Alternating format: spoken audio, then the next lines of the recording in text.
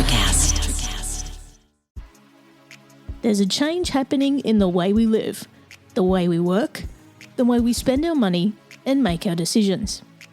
We are evolving to be more conscious in our actions in a way that serves the world and makes it a better place. Welcome to the Ethical Evolution. The Ethical Evolution podcast is brought to you by Ethical Change Agency. I'm Bindi, I'm the founder, and my mission is to help ethical entrepreneurs and holistic healers to find their voice through spiritual coaching and podcasting. I'm honoured to bring you the stories of those who create change through healing, kindness, innovation, purpose, and spirit. Understanding that to create collective change, we need to be the change. It all begins with us. Renee Yomtob is a mental performance coach from Idaho who overcame narcolepsy and now helps others to get unstuck, let go of limiting beliefs, and to become more conscious of their patterns and behaviours. Change can happen in an instant, and it starts with you. Renee is a joy to hang out with and is an inspiration to everyone to embrace the power of your mind. Welcome, Renee, to the Ethical Evolution. Thank you, Bindi. Happy to be here. Now, you're joining us all the way from Idaho in the States. For those people who don't know who you are and what you do, can you go ahead and tell us? Yes, my name is Renee Yomtob, and I am a mental performance coach, helping folks get past their blockages, their stuck points, so that they can really thrive in whatever that is. Now, you love getting people unstuck, which I love also. Mental performance is one thing, mental health is another. Where do the two intersect for you? I love that question. I think mental health, to me, both of the intersection is the relationship you have with yourself. When we hear the word mental health kind of talked about in society and the media, it's a big buzzword, and it has been, which I think is great because the pendulum swang. Before it was like, don't talk about mental health. And now we talk about it all the time. And I think it really can come back to what is our relationship with ourself, our thoughts, our emotions that arise. And that's also similar in mental performance. In order for us to perform at our highest, we need to also detach from a lot of the stories that we tell ourselves, be able to see the thoughts as they pass by like clouds in the sky. So to me, the intersection of both of them is what is our relationship to ourselves. Absolutely. And, not a lot of people think about mental performance. They just want to get through the day most of the time. But when we're really firing on all cylinders mentally, we can do incredible things, can't we? Yes. People are so cool in their capacity and the resources that lie within them. And sometimes they just need a little flashlight to help find them. Sometimes, like you mentioned, we just try to get through the day, or we're in the same routines, or we have these blinders on and we can't see that we're actually not in a dark room with no windows and no doors, but we're actually full of windows and skylights and beautiful doors that open. And sometimes we just need help seeing them. And, there'd be, like you say, people get stuck in the stories they tell themselves. And we have behaviours and patterns and that we go through every day, which is like, I do this every day, so I just keep doing it. And, I don't break my pattern. But it is about breaking those patterns and actually finding new pathways, isn't it? Yes. It really, it really is. Sometimes we can't even see where our stuck points are, where our patterns are, because we're in the driver's seat, so there's all these different tools and things we can do on our own to help us kind of get a bird's eye view, zoom out a little bit so that we can first identify what patterns we have, bring awareness to that. So then we can change it. We can't really change anything until we see truly without judgment where we are today. The without judgment part is very, very important. Hard. It's hard. I think a lot of us we bring our emotion and part of our story and part of our negative self-talk spiral into it. So it's not necessarily like, okay, I'm right here in life, so what can I do to change it? Oftentimes I hear with clients and students, people say, okay, here's where I am in life. And that means that I really suck and I'm lazy and I can't make any changes. And so now you're not making any movement from this point. You're making movement from like 5 steps back because you just beat yourself up. And now to try to overcorrect that, it's a lot bigger of a hurdle to overcome. So to get people unstuck in those sort of patterns and pathways, do you ask them the curious questions that they're not asking themselves? So like, so what if you didn't do that? Or what if you thought about it in this way? Or what if you tried this? So how do you bring those curious questions through to people to get them to see a whole different way of things? I think the theme of a lot of the questions is curiosity. Can we approach our problems, our thoughts, our emotions with curiosity? Because then we can really dive into them and explore them in a way that we might not be able to if we come at it with fact. So a lot of the questions I do ask are the what ifs, and different perspectives. And can this thing that means something really upsetting to you, can it actually mean something totally different? And then asking a lot of the questions that might be kind of hard. A lot of the clients I see, a lot of the students that come to our programs, they have something called a secondary gain, which is a sneaky little thing that is running at the unconscious level. So our unconscious mind is like this little toddler that's driving the ship. So if consciously we want something, like consciously I want to be so successful and I want to be really healthy and I want to have a loving relationship. But unconsciously, maybe I have a belief from way back in the day that like I actually don't deserve success, or I don't deserve to be loved, or maybe I have a fear that once I get in a relationship, they're going to hurt me, or once I find success, everyone in my life is going to leave because success means that I'm greedy or I'm evil or bad. And so we have these like sneaky little beliefs that are actually affecting our behaviors and our ability to get that thing that we consciously want. And so a lot of the questions I ask have to do with what is this unconscious thing that's really driving the ship, driving your behaviors and your actions and your attitudes. So underneath all of that, there's 2 things there, consciousness being one and beliefs being the other. So, there's so many people who go through life in autopilot, they don't even hear what the self-talk is in their head. And so it is just the same stuff they're putting themselves down. They're saying the worst things to themselves that nobody else would ever have the guts to say. And then at the same time, they're not even conscious that they're doing it. So they're just like accepting that this is all there is and I can't change it. But the truth is you can, right? Yes, you can change it.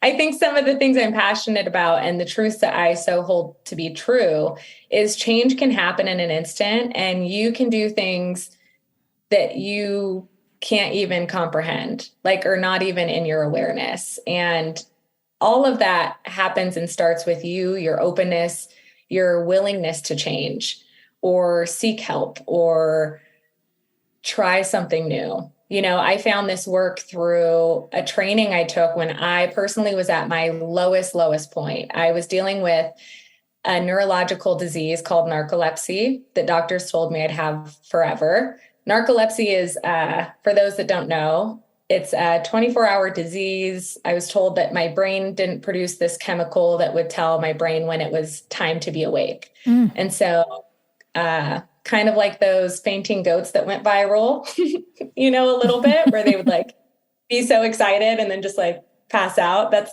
one of the forms of narcolepsy. And so I, for a few years, have been trying to do anything under the sun to just feel a little bit better, because if you can imagine not getting sleep, I was feeling anxious and depressed, and it was affecting all sort of the mental health gambit, was one thing. And I had found this training when I found a whole new low. My low point being, I'm not anxious or depressed. I don't care. I don't care about anything. I don't care about my friends. I don't care about my future. I don't care about my partner. Just like so detached from life. And day one of this training, one of the trainers got up on stage and said, 99% of disease is psychosomatic, meaning it starts in the brain and then it manifests to physical symptoms that we then feel. And I was sitting there, Bindi, and I was like, you're probably right. 99% of disease is probably psychosomatic, and narcolepsy is probably the 1%. I was like, narcolepsy is real. Like I was just holding on, white knuckling this.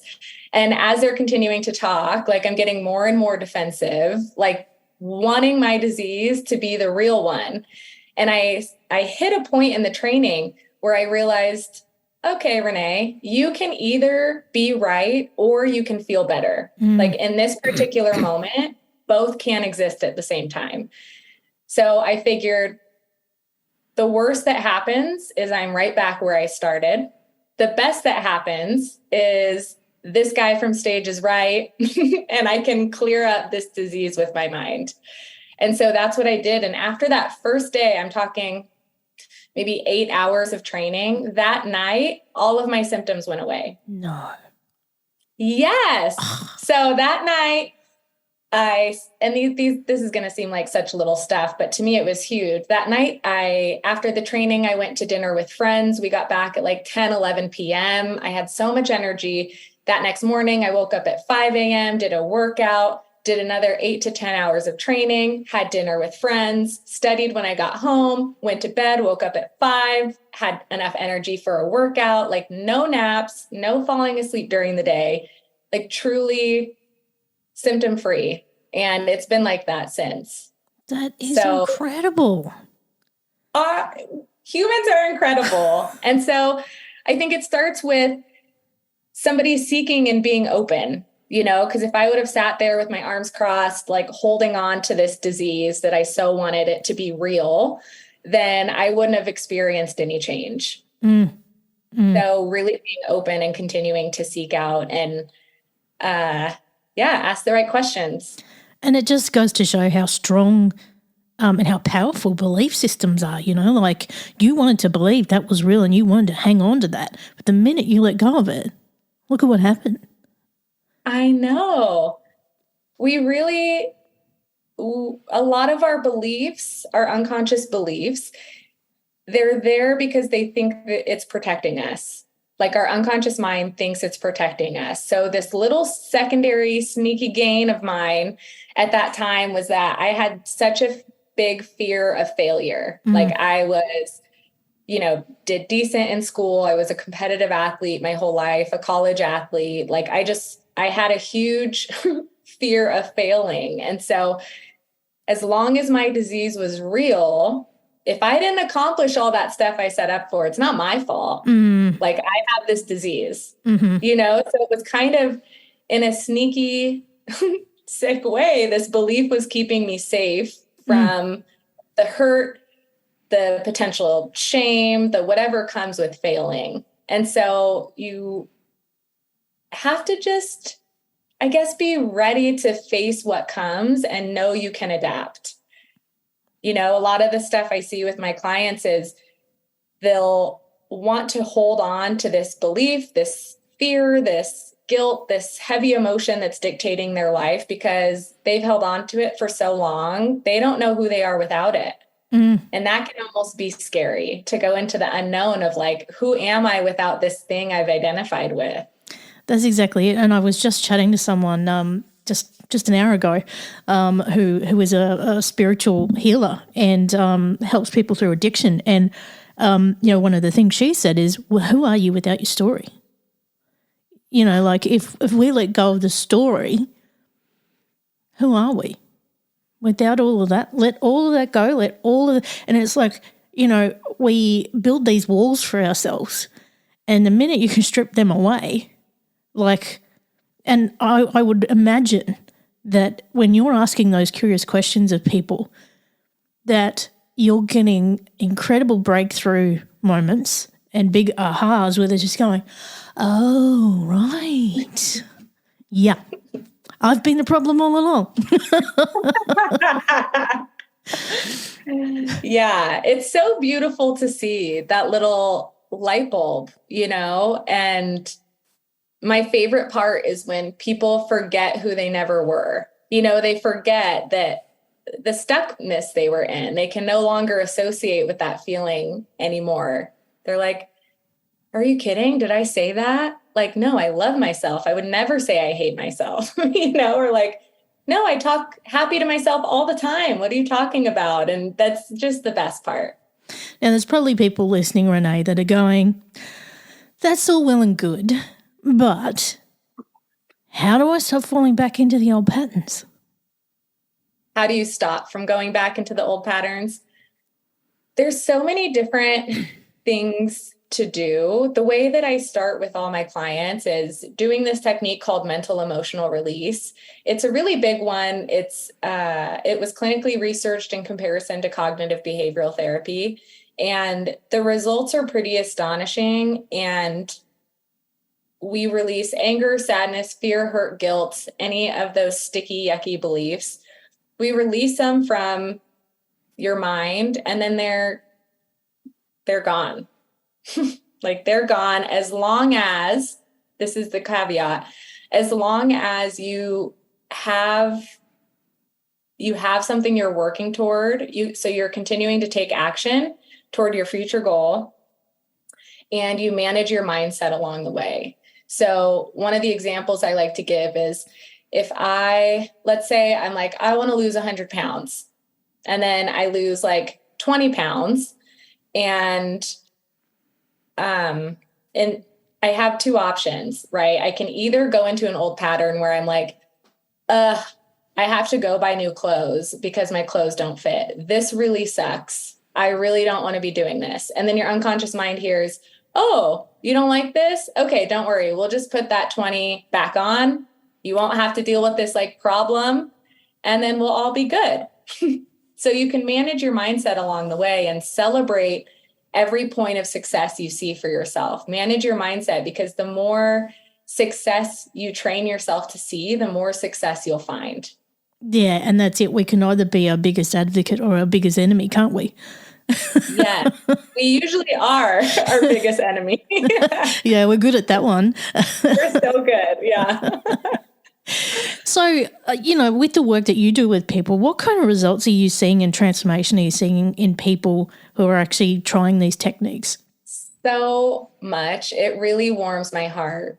I work with people in one area of life. It trickles down into everything, but I've seen people no longer identify with like these unspeakable traumas that they had maybe growing up, and now they're like, oh, I actually forgive this person and that situation, and like I have love for them, and now I'm no longer affected by this because it's all cleared up. All I see is my future. I'm no longer living in the past or what that means about me.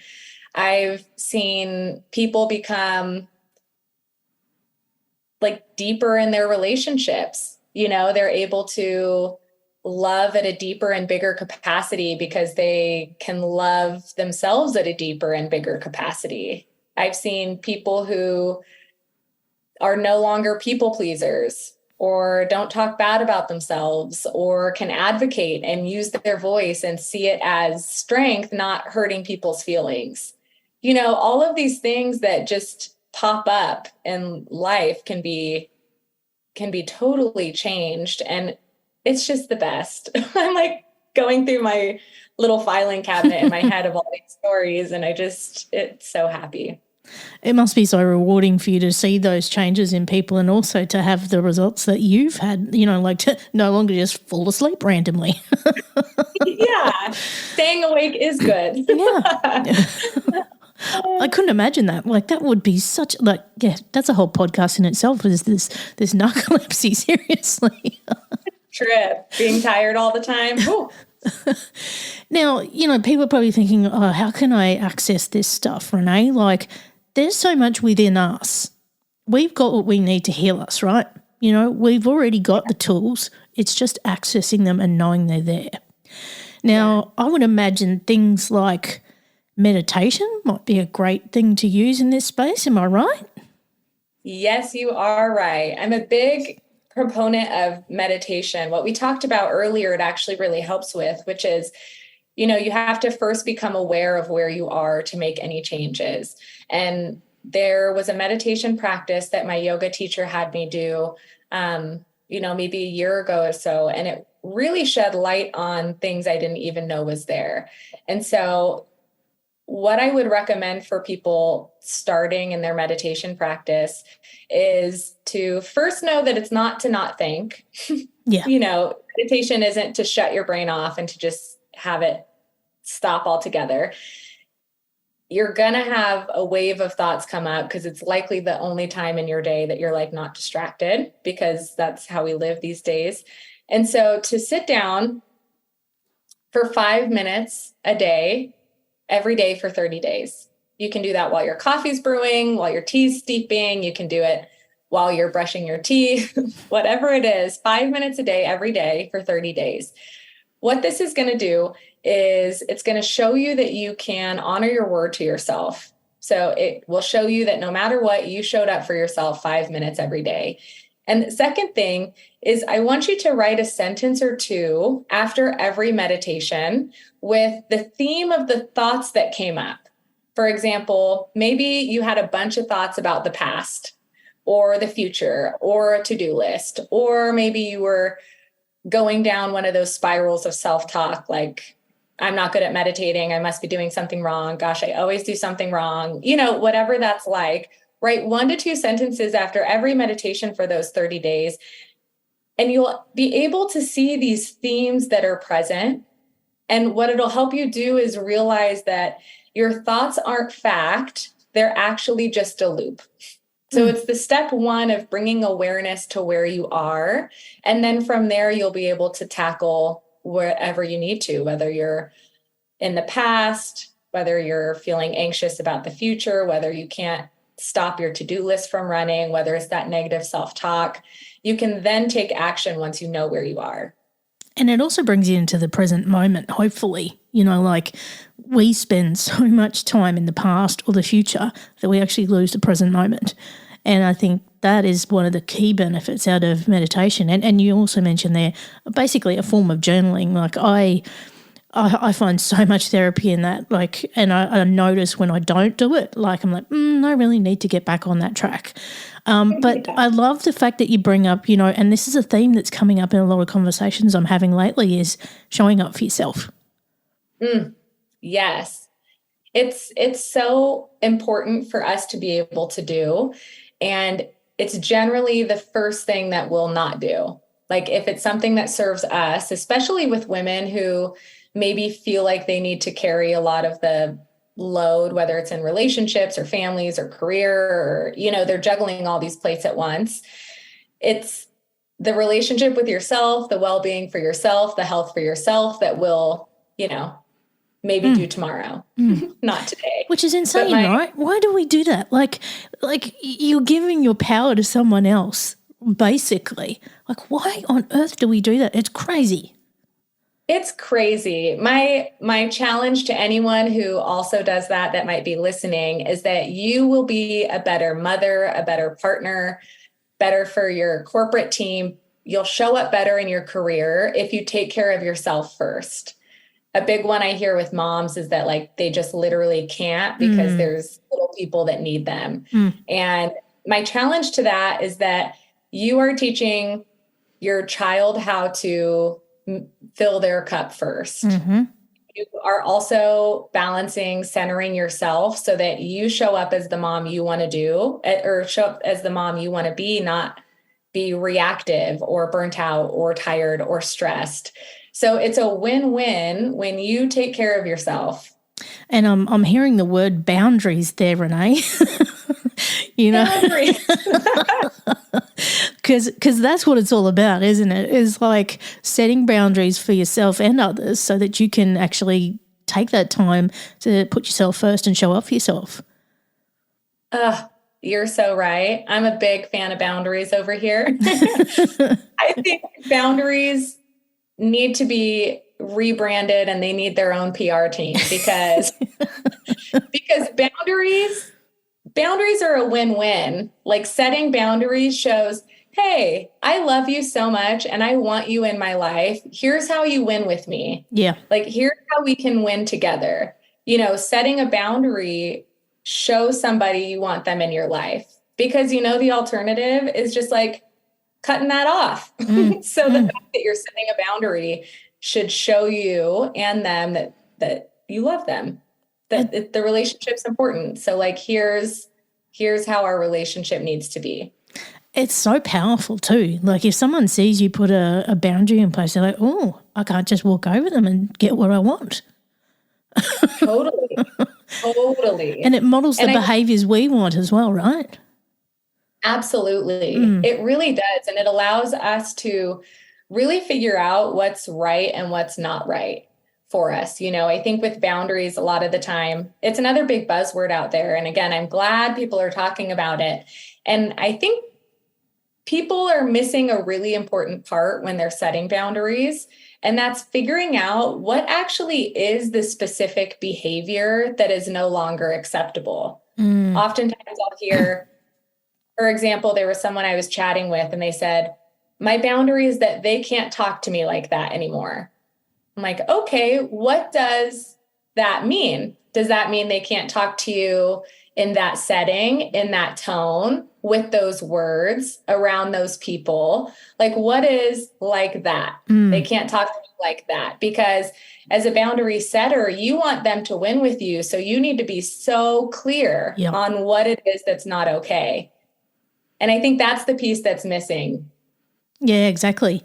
So, you do work with students. You were just saying you've just come from a session just last night. Like when you're getting into those sessions with people, particularly when they're trying to learn new things and maybe, perform, different things using their mind, how do you tap into that higher level of performance that helps them perform way above others? It's a lot of work before the moment. A lot of times in athletics and a lot of like high powered careers, people are like, what can I do in the moment to perform better? And really it's everything you're doing before that moment that's going to allow you to show up to that moment differently. It's the meditation, it's the breath work, it's how you manage your mindset.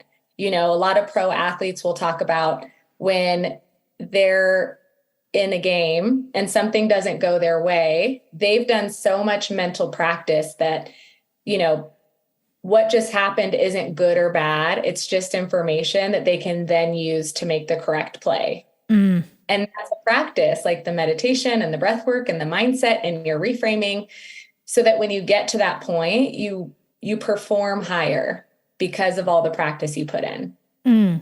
And, I talk about well-being and wellness so much on this show, but I think, I like to think of it as a bit of a pie of which there are 4 pieces. And so obviously our mindset is one of those. Our physical health is another. But also spirituality plays a part as well. How do you combine that in the work that you do? It's so important. And I love that question. So what I had done previously was a lot of helping people in the mental and emotional bodies, a lot of the mindset stuff, the reframing stuff, being able to regulate emotions, notice their emotions rather than attach to their emotions. Everything was kind of living in this body. And I found that was really great at helping people goal set, figure out what they want. But there was a piece missing. And to me, it was the physical and the spiritual. And so I dove into multiple yoga teacher trainings to really bring like a whole human approach to it, because you can't just say, here's my goal, I want to make $1 million next year, and then just focus on the doing. You need to also focus on the beingness. Like, who are you being along the way? because that's going to trickle with you and that's going to make a bigger impact in your life rather than you reaching that goal.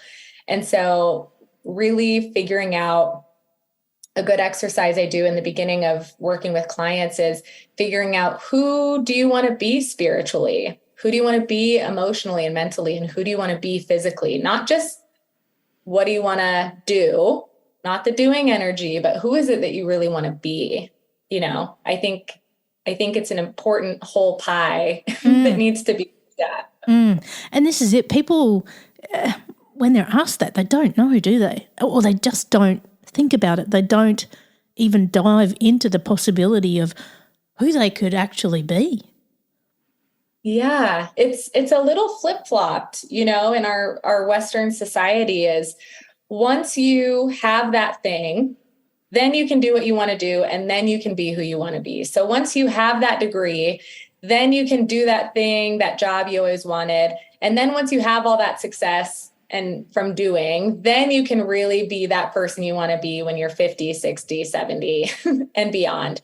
And really, we need to like flop it on its head and figure out, okay, no, who do I want to be? Get so clear on that. And then now that I know who I want to be, what's that person doing? You know, your goals are going to be so much more aligned when it comes from beingness.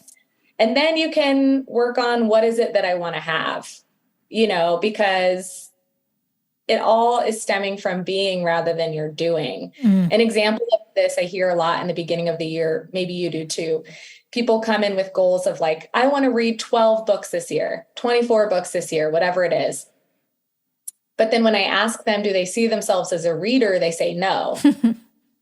You know, because it's like a whole new goal that isn't aligned with who it is they want to be or how they see themselves. So it's like, okay, let's work on getting you to believe that you're a reader, that you're curious, you like to learn more, all of this stuff that will help you easily. Your next day you wake up, be like, oh, well, I'm a reader. What does a reader do? They read 10 pages because I'm a reader. It makes all the doing so much easier when we're clear on who we're being.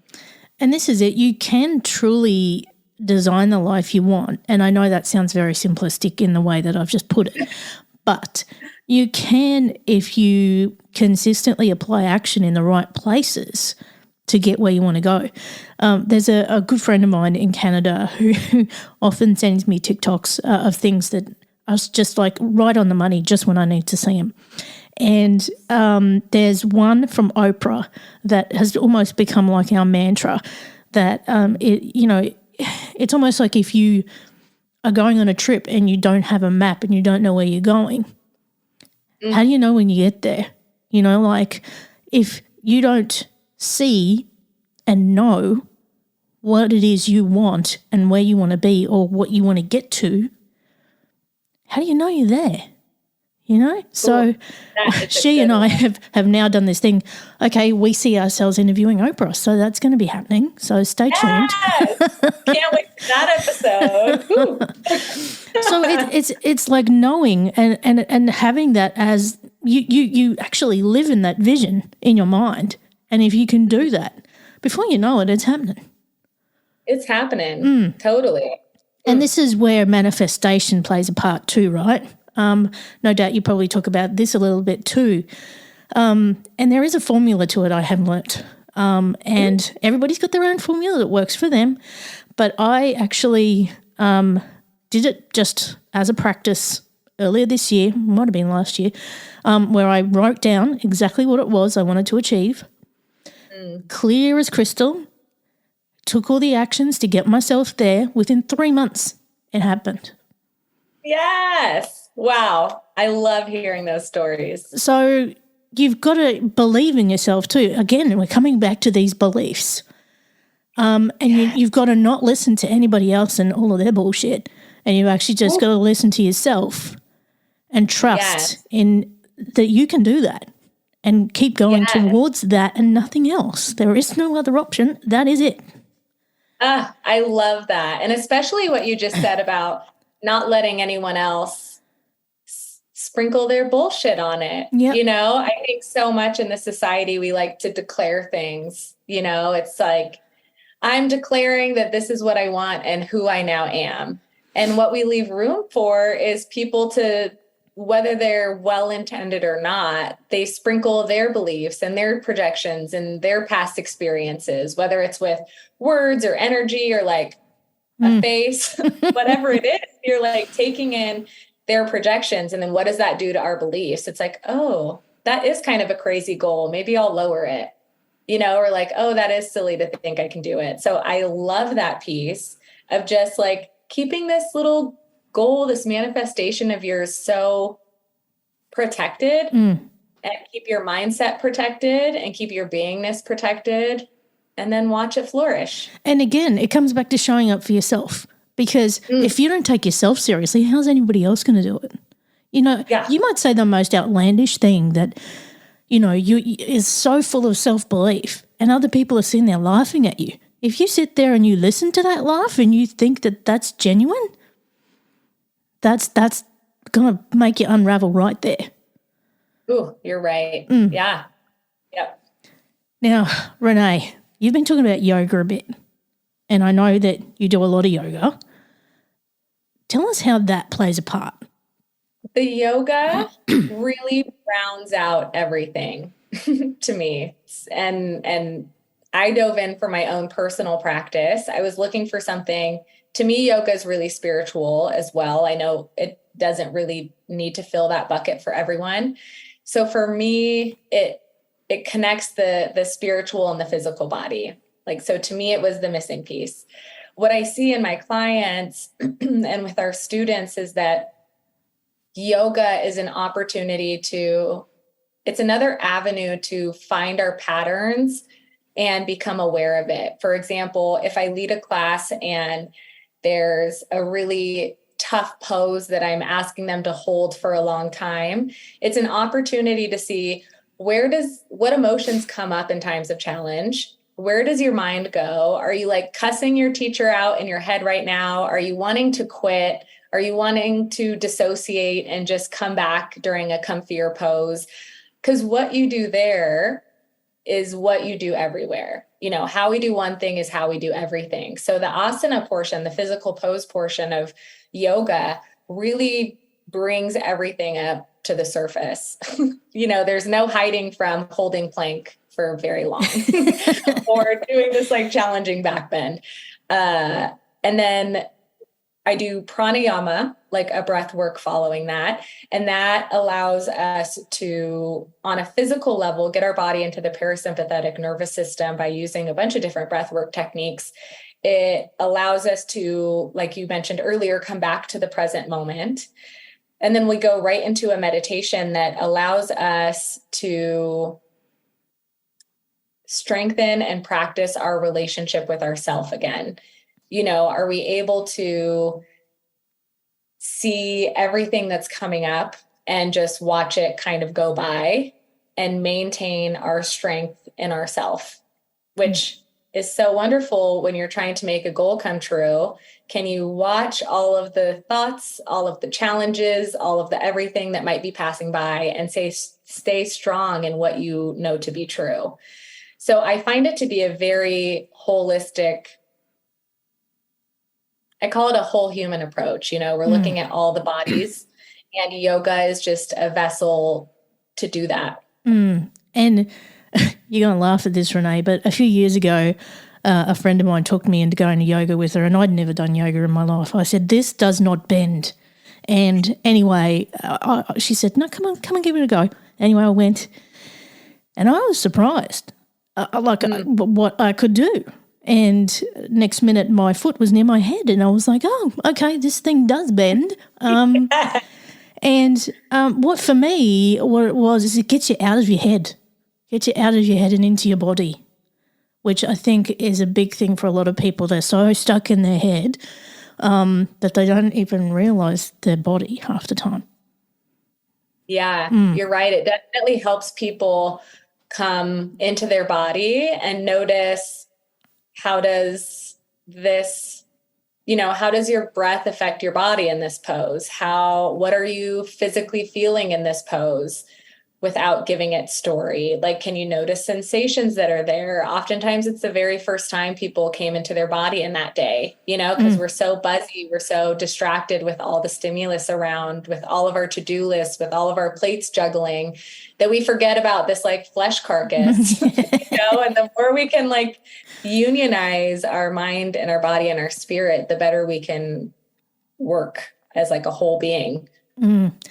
It's incredible. And Renee, again, I think I could sit and talk to you all day. There's a million things that we could pull apart here, seriously. But, if people want to get in touch with you and learn more about what you do, where can they go?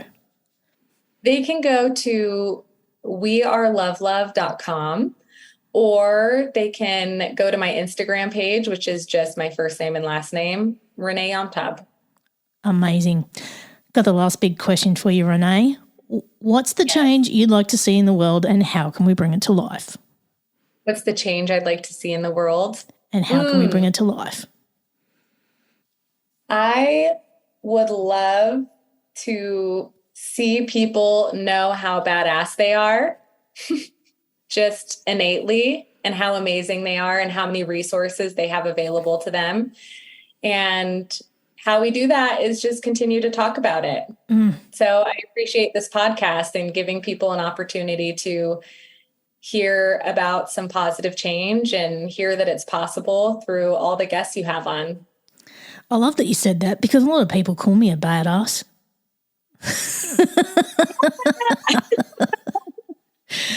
Badass. I have loved every single minute with you, Renee. Thank you so much for being a part of the Ethical Evolution. Thank you for having me on. Thanks for listening to the Ethical Evolution podcast. If you're ready to be the change and would love to work with me on finding your voice through spiritual coaching or creating your own podcast with impact, visit ethicalchangeagency.com.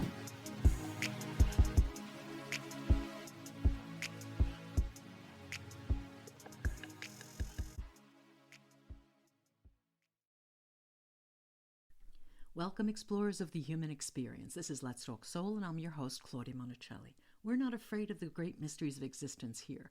Soul versus consciousness, we're on it. Spirituality versus science, we've got that covered too. Join us in navigating these profound topics with wisdom, curiosity, and a dash of audacity. Whether you're a spiritual veteran or just starting your journey, Let's Talk Soul is your passport to the unknown. Let's Talk Soul, diving into the depths of the human spirit. Subscribe now wherever you get your podcasts. Miles, are you ready to record our promo for Season 2 of the Wanna Bet podcast? David, have you ever seen a grown man naked? Miles, we're not here to quote lines from Airplane. We're here to tell people that Season 2 starts August 18th. But I like Airplane. I know you do, but Wanna Bet is a sports betting podcast. Each week we bet $1,000 on the NFL teams and games that we love. Well, that sounds like fun. It is fun. And last year you picked over 60% of your games correctly. How'd you do? We're not talking about that. We are telling people that they can find us every Friday. So no more movie quotes. Roger. Electricast.